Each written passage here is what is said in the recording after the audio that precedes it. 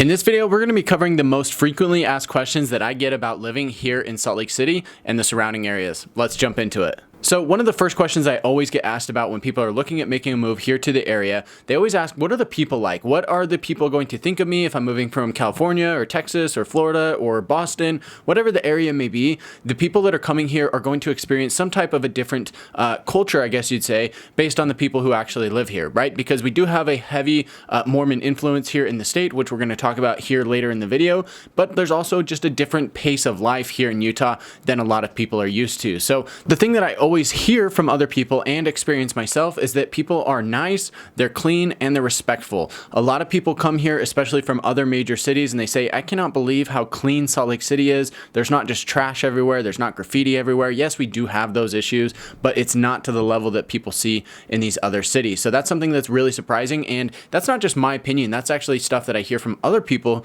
who come to Salt Lake or to Utah, anywhere in our metro market, to actually visit and see what it's like. One other thing that I've heard numerous times as well is that people would say, hey, I was checking out at the grocery store, I was walking down the sidewalk, and people like acknowledge you. They look at you and say, hello, or like good day or good morning or whatever. And, a lot of people thought that was really weird. And for somebody who grew up here in Utah, I don't know, that's just kind of like normal, I think that's just being like kind and respectful. At least that's the way I view it. That's just how we do things here in Utah. So that's something that's pretty normal for you to see here in Utah. Now, as we jump into these next questions, reminder, my name's Cody Steck. I'm a Utah-based realtor, born and raised here in Utah, and I absolutely love it when people reach out to me about moving here to Salt Lake City. On this channel, I talk about everything you need to know about what it's like to work, eat, sleep, live, and play here along the Wasatch Front, which is our entire metro market. So everything from Ogden down to Provo and beyond, even Park City or Tooele, a lot of these cities here in our metro market. I talk about everything you need to know about that and help a ton of people make that relocation move here to Utah, and also help a lot of locals who are looking at buying, selling, or investing in real estate. So if that's you, reach out to me. My information will be here on the screen and it will be in the description box below. Let's have a chat about the type of home and lifestyle that you're looking to have here in Utah. Now, as we jump into this next question, make sure to stick around all the way till the end because I'm going to answer a lot of questions that you probably have about a few different topics here in Utah. So the next thing that I get asked about all the time is what are the neighborhoods like and what neighborhood should I consider for myself and for my family? This is a question I get all the time and something that is, there's a lot of pros and cons to different areas. And so these are things that you have to kind of keep in mind. So I'm going to kind of generalize things a little bit here. It would take me, half an hour to talk through every single city and neighborhood out there, but I'm just going to try and generalize a lot of these things that I want to talk about. So the first thing that I would say is that generally speaking, within Salt Lake County, you've got Salt Lake City at the north end of it. That's going to be kind of like your big city life. Salt Lake City itself was traditionally just a place for business. So it's only recently that people have said, hey, I actually want to live downtown. I want a condo. I want a single family home. And that's why we're seeing a ton of growth in the Salt Lake City area. Over the past 20 years, the number of people living in Salt Lake City proper has somewhat like doubled, I think, just in the last 20 years. So it's pretty crazy to see how many people are moving there. That's more of like a young, hip type of place to live. There's a lot of healthcare workers there because it's close to the University of Utah area where there's like 5 or 6 different hospitals and a couple research centers and whatnot. And as we move south from there, the west side is generally going to be a little bit cheaper, whereas the east side is going to be the nicer, more expensive areas. That's going to hold true almost all the way through Salt Lake County as you move south into Bluffdale, which sits at the south end of the county itself. So the east side is going to be nicer. You're going to find more suburban homes, and as you continue to move south, going from Mill Creek to Holiday to Cottonwood Heights, Sandy, and then Draper, you're going to find nicer, bigger, newer homes, and generally the prices will, go up, but it's all relative, right? Because in Sugar House, you might get a 2,000 square foot home and it's going to cost you $600,000 to $700,000. But if you want to spend $600,000 to $700,000 in Sandy, you're going to get somewhere close to a 3,000 square foot home. So there's just some differences there as far as pricing and what you get for your money. That's going to be relevant for the east side of Salt Lake. Now, looking out to the west, if you're on the northwest quadrant, that's going to be the cheaper area of town. Generally older homes built between the 50s, 60s, and 70s for the most part. And as you move south from there, you hit, Taylorsville, West Jordan, South Jordan, Riverton, and then Harriman and Bluffdale on the south end. As you continue to move south, it's going to get nicer, bigger, and a lot of young professionals and, kind of more white collar workers, especially like in South Jordan, Riverton, and Harriman. There's a lot of younger people there. A lot of families, tons of kids there. If you're looking at Daybreak or South Jordan, there's gonna be tons of kids there. Not to say there's not kids everywhere else, because Utah does have the highest median household size, which means there's just lots of kids everywhere. But as you move south in the county, The schools get better, you get lower crime, and generally, unfortunately, the house prices and rent prices will go up as you move south as well. So on the west side, that southwest quadrant, Riverton, South Jordan, lots of families there, and more white collar workers generally. So that's going to cover Salt Lake County. If we jump down to Utah County, which is where I help a ton of people move to, same thing in Lehigh, Saratoga Springs, Eagle Mountain, all the way down to Provo on the east side, you're generally going to see a lot of white collar and tech workers. Now, of course, there's a lot of people who have jobs outside of that, just because of all of the ancillary services that go with that. But tech is definitely the big driver for a lot of the people who live in these areas. You've got salespeople, tech workers, engineers, executives, whatever. So from Eagle Mountain, Saratoga Springs, Lehigh, these are all going to be newer areas, mostly built up within the last 20 or 30 years for the majority of the area. And again, lots of families, lots of younger people, kind of a younger demographic for those areas specifically. You really can't go wrong living in one of those areas. I think those are some of the nicest areas and are poised to see the most growth over the coming years. So something to keep in mind there. As you go on the east side from American Fork, Pleasant Grove, Orem, Provo, those cities are going to be a little bit older. Those have been established. So a lot of the areas or a lot of the homes in that area are going to be built between the 60s, 70s, 80s, 90s. There's going to be new homes all along that area, even, brand new homes, but you're going to find homes that are a little bit more established there, more mature neighborhoods, and generally the demographic will trend a little bit older. So it is easier to get around if you're on the east side. If you're going to just, it depends on where you're going, right? If you're going to like restaurants or if you want more amenities, then generally speaking, right now, at least on the east side, American Fork, Pleasant Grove, Linden, Orem, Provo, you're going to have everything you need within just a couple minutes drive. Whereas if you're out in Saratoga Springs or Eagle Mountain, it might take you 10 to 15 minutes to get where you're going, just depend on what you need. Just because it's such a new area, it's not quite built out yet. All right, now I know that was a little bit longer of a section, but stick with me here because we're going to answer some questions. These will be a little bit shorter for you. Now, one of the other questions I get asked about all the time is, what is it like to live in Utah if you're not Mormon? Now, this is a topic that I've covered at length, very in depth in another video. I'll link to it right up here and in the description box below. And you can also find it on my channel if you just search for it, living in Salt Lake as a non-Mormon. You will definitely find it and it'll come up. So this is a question that I've gone in depth there, but I'm just going to cover it here and talk a little bit about what that's like. So if you're in Salt Lake County, you might be surprised to find that in Salt Lake County, the Mormon population is no longer the majority. If you're looking at Salt Lake City proper, it's somewhere around 20 to 30% of the population is of the Mormon faith, right? So you've got a pretty small Mormon population in Salt Lake City proper. It's become incredibly diverse, and there's been a lot of people moving in who are not practicers of that faith. So that's going to be pretty true. 20 to 30%. The Mormon Church does not release exact figures on this. They release it by, I think, zip code or county even, or maybe even just the city. And, I don't know how they skew those numbers, but generally speaking, somewhere between 20 and 30% for Salt Lake City proper. Now, as you move south, it is going to increase. As you go into Cottonwood Heights, Sandy, Draper, you're probably somewhere closer to like 40 to 50%. And the thing that you have to keep in mind is not all of these people who are technically in the LDS faith are active members, right? They don't always, go to church every single week. They don't follow all of the guidelines and restrictions or whatever that the church has. So there's going to be people who are on both ends, right? Who are maybe of the LDS faith, but are not practicing. And then there's going to be people who are very extreme and follow every single thing by the book. So you have to kind of keep that in mind with these numbers as well. But just talking about people who are of the faith in the area, as you move south, Sandy, Draper, like I said, you're going to be somewhere between like 40 and 50% on that east side.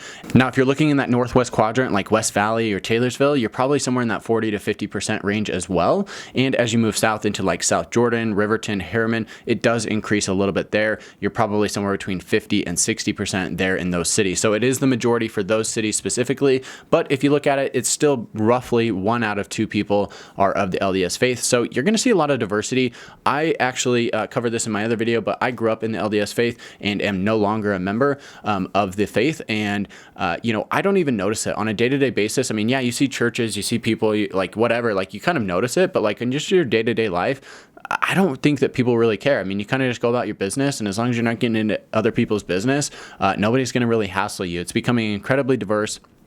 And I think that this is something that a lot of people have, concerns about, which I think is fair because it is, because it is such a big part of the state and how the state has been, come up and been raised and whatnot. But I think that over the coming years, it's going to continue becoming diverse and is really a non-issue for 99% of people out there. All right, now we've got two other questions that we're going to talk about, and then we're going to talk a little bit about home prices, which I'm sure you want to know. We're going to talk about rents, and we're going to talk about home prices for different home types here along the Wasatch Front. So the next thing I want to talk about first is inversion. Now, this is a question I get asked about all the time. What is inversion? How does it happen? Why is it there? What do I need to know about it, right? Now, inversion is a little bit of a science topic, and I don't want to dive too deep into the weeds with that, but basically what it is you get a high pressure that comes in over the valley because we've got mountains all the way around us here in Salt Lake City and in Salt Lake County, I should say, and even into Utah County, Davis County, basically everywhere here along the Wasatch Front. We've got the big Wasatch Mountains to the east side, and that basically what happens is we get that high pressure that comes in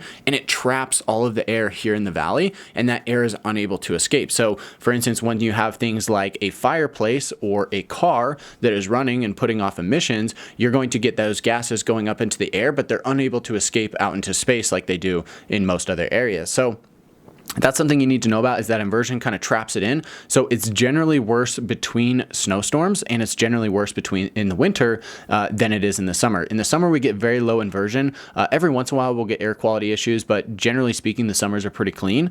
It's more of a concern in the winter when this happens, and it's between storms. So if we get a snowstorm that rolls in, let's say on Monday, it's going to snow Monday and Tuesday, and then by Wednesday, it's a pretty clear day because everything's been washed out because of that storm. And then by like Thursday, Friday, Saturday, before that next storm on Sunday, you're going to get a little bit of inversion, and it will kind of increase over the days, right? So when you see those inversion days coming, those are good days to just stay inside, let your furnace filter do its work, or even get up to the mountains and get above the inversion line, where you can go up to like Park City, for example, and get out of the inversion altogether and get that fresh, clean air. So this is something that's getting better over time. It is something that we're seeing be improved. The government is aware of it. People are aware of it. They try to, contribute and make a difference as far as the inversion goes.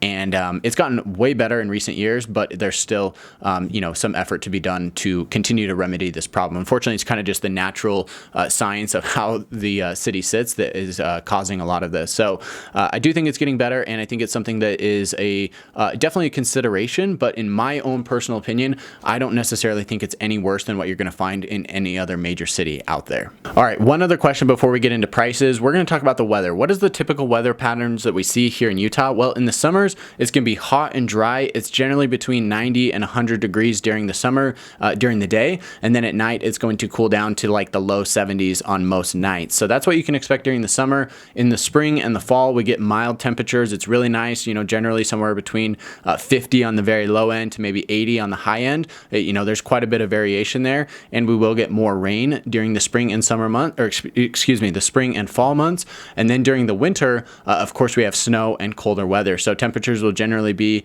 in the 20s to maybe mid 30s on most days, and it's right around that freezing point. So we do get a lot of freezing and thawing cycles. And it's right around that level where we might see rain some days, where we might see snow other days. So sometimes we'll get rain in the valley and snow in the mountains, or sometimes we'll get snow in the valleys and snow in the mountains. Of course, even more snow, I should say, for the mountain range. So those are the kind of the typical weather patterns that we're going to see here in Utah, and that's something you can expect all along the Wasatch Front. It's going to be relatively the same no matter where you're at. Okay, now as we jump into prices, make sure to share this video with a friend or a family member who's also interested in Salt Lake and wants to know this information that we're covering here in this video. I think they'd find some value with it, just like you have here with this video. So let's jump into the next thing we're going to talk about. We're going to talk about rents first. And the thing about rents is that there's going to be a wide variation, right? So I'm just going to kind of cover some general numbers for mostly apartments and then also like a single family home. And this is going to vary based on the area, how nice it is, how big it is, right? There's a couple different variables, but the general thing that I want to say is that you're going to see one bedroom apartments generally in the $1,000 to $1,200 per month range. For two bedrooms, you're looking somewhere about $1,300 to $1,600, and then for a three bedroom, you're looking about $1,600 to $2,000. Again, depending on the area, how nice it is, how big it is, all of those factors. So those are just rough numbers for you to kind of take into consideration as far as rents. Now, talking about single family homes or just home prices, let's talk about condos. Now, I looked at the data for Davis County, Salt Lake County, and Utah Utah County, which covers probably 70% of our metro market. And the numbers that I saw here are a little bit interesting. So with condos, you're actually looking at a median price of $320,000. So if you just took any average condo out there, it's going to be roughly $320,000 for the purchase price. Now, looking at townhomes, it does increase. It increases about $100,000 to $420,000 for your average townhome out there. And then for single family homes, it jumps up again, and the median price for single family homes is $535,000. So you can find single family homes in like the 400 to 500 range. It is more difficult, but there are a lot of houses out there. They're generally pretty competitive. And if you look into the nicer areas, you're going to see home prices at 700, 800, 900,000, or even $1 million plus. And those are definitely markets that I see people moving to in those ranges. So that's something you need to keep in mind when it comes to home prices specifically, whether you're looking at condos, townhomes, or single family homes. If you've been watching my other videos, you will know that these are obviously all increasing and pretty rapidly over the last 2 years. I think we're going to see some big price increases again over this next year. And I think, it'll be interesting to see what happens. So if this is your first time to the channel, or you're, a longtime watcher of the channel, make sure to subscribe to the channel. You can click that red button down below. Subscribe to the channel so you don't miss a thing when I talk about everything you need to know about the Utah housing market. It supports the channel, it helps me out, and it will also help you stay up to date on what's happening. So thank you so much for watching, guys. If you're thinking about making that move here to Utah, make sure to get in touch with me. My information's in the description box below, and it will be here on screen. Call, text, or email anytime. I love hearing from you guys. And with that said, catch you in the next one.